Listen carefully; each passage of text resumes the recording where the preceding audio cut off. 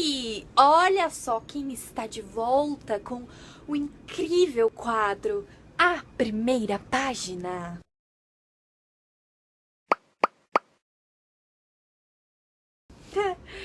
Tô voltando com... Eu acho bem legal esse projeto. Não sei se vocês gostam, mas eu acho divertido fazer.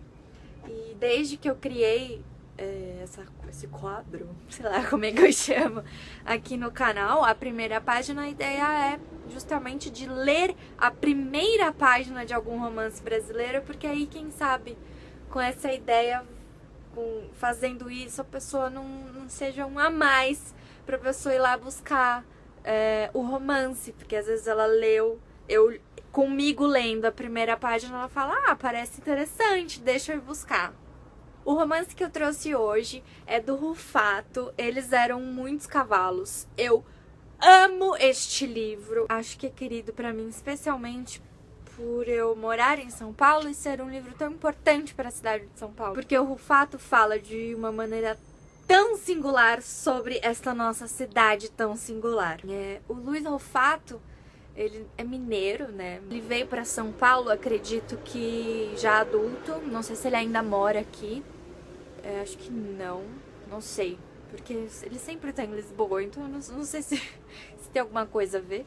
São Paulo foi uma cidade que acolheu Rufato, assim como acolheu a tantos outros, acolheu e acolhe, né, a tantos outros brasileiros. Então esse romance aqui, aparentemente de título bastante estranho, Eles Eram Muitos Cavalos, na verdade é um intertexto, é uma homenagem a um poema da Cecília Meirelles. O poema se chama Dos Cavalos da Inconfidência. Na verdade, eu não tô certa se é o nome do poema, se é um trecho do poema, mas de qualquer forma eu vou deixar o link, pelo menos do trecho que faz referência a esse título, né? Que o título seja... Que esse poema... Ai, meu Deus! Que esse romance se apropriou, mas eu tô deixando o link aqui na descrição do vídeo, aqui embaixo. Eles Eram Muitos Cavalos foi o primeiro romance do Rufato. Foi publicado em 2001, ganhou alguns prêmios, acho que inclusive o prêmio da Fundação Biblioteca Nacional, né, Machado de Assis.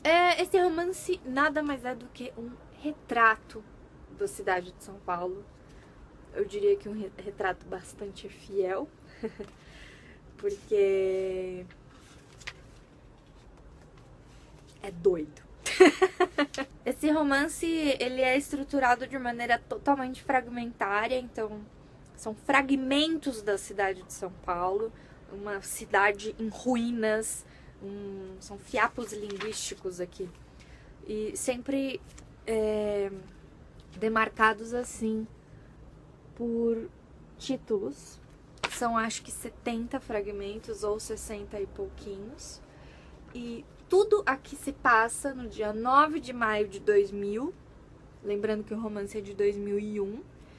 E seria um dia na capital paulista, com muitos personagens que não se encontram, mas que retratam o cotidiano da cidade de São Paulo. É uma tentativa, na verdade, de descobrir, talvez desvendar o que é a cidade, mas muito além do tradicional, daquela imagem cosmopolita que a gente tem de São Paulo, como a cidade que não para, a cidade que não dorme, a cidade do trânsito.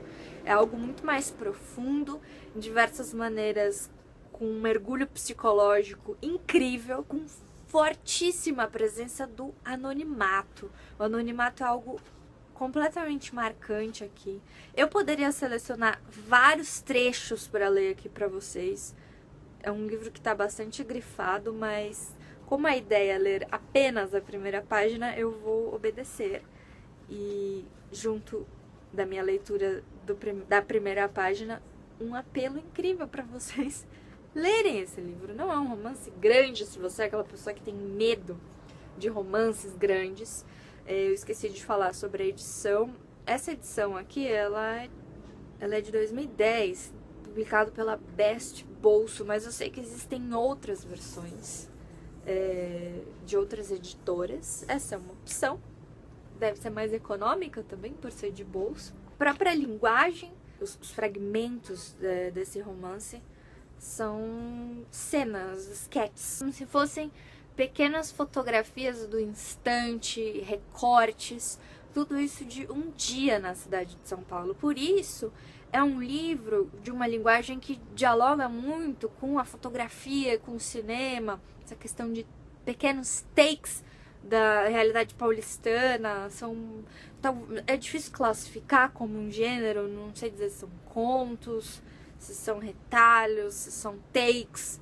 Muitas vezes parecem closes, zooms e flashes, né?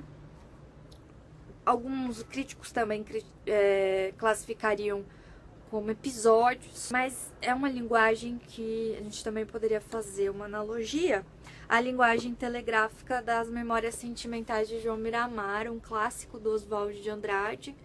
É um livro que, aliás, os dois são estudados juntos. Eu lembro que eu já vi vários estudos que comparam essas duas obras, pelas duas serem de São Paulo, enfim. Para quem é de São Paulo, ou para quem mora em uma cidade grande como São Paulo, talvez o romance seja mais querido, por ser um retrato de algo que nós vemos todos os dias, mas talvez a gente não preste tanta atenção. Tem uma passagem desse livro, eu prometi ler apenas o primeira página, mas é o meu preferidinho, que chama Uma Estante.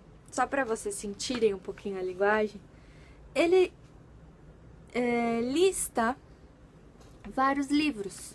Então tá aqui um livro chamado Hitler, com o nome do autor do lado, Marketing Básico, do Marcos Cobra, O Vermelho e o Negro, de Stendhal, O Preço da Guerra, e por aí vai.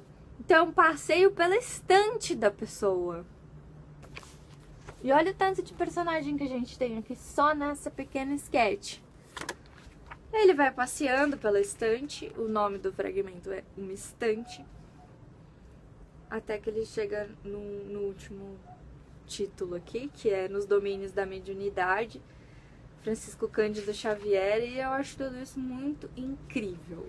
Para ter uma ideia, o fragmento seguinte, que se chama Pelo Telefone, aqui já vai ter outra construção, essa narrativa, e os diálogos são feitos, ele já faz uso do negrito, das aspas, e cada retalho, olha a linguagem esse daqui, pela própria disposição das palavras, você já se sente como uma pessoa que está andando pelas ruas de São Paulo. É como se cada lacuna dessa fosse uma entrada que você faz pela cidade. E tem salmos aqui. Leia o Salmo 38, por exemplo, é o nome do fragmento número 36. Aqui no fragmento 53 já vai ser outro esquema de diálogos. E tem também o fragmento 69, talvez o mais importante, pelo menos na minha leitura, que é quase o último. Antes vem o 68, que é o cardápio, que é um cardápio. E aí finalmente vem talvez o 69, como ele não é numerado, eu interpreto como 69, que é esse, seguido por esse.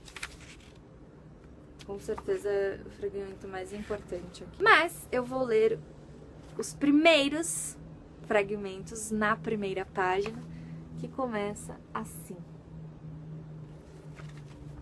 1. Cabeçalho.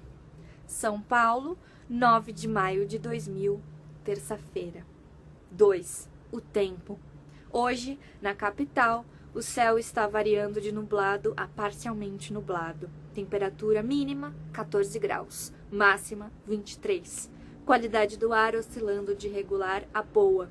O sol nasce às 6h42 e se põe às 17h27. A lua é crescente. 3. A geologia. Santa Catarina de Bolonha, nascida em Ferrara, na Itália, em 1413, foi abadesa de um mosteiro em Bolonha. No Natal de 1456, recebeu o menino Jesus das mãos de Nossa Senhora.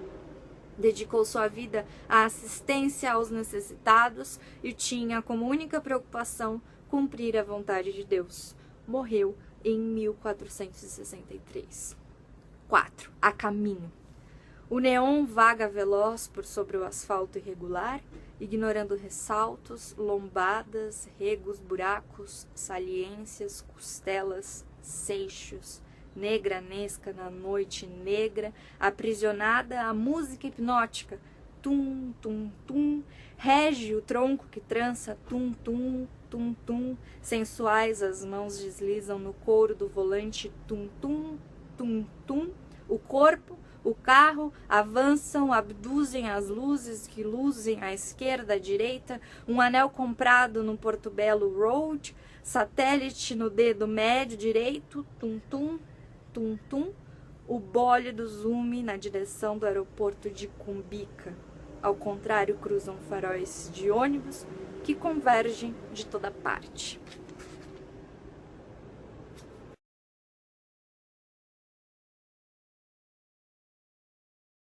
E foi isso. Se você ainda não é inscrito, não se esqueça de se inscrever por aqui no canal e de avaliar o vídeo, né? Se você já leu Eles Eram Muitos Cavalos, conta um pouquinho pra mim sobre as suas impressões de leitura. Se você já leu Memórias Sentimentais de João Miramar, vale também pra você me contar o que você acha da linguagem desse romance moderno. A gente se vê na semana que vem. Beijo!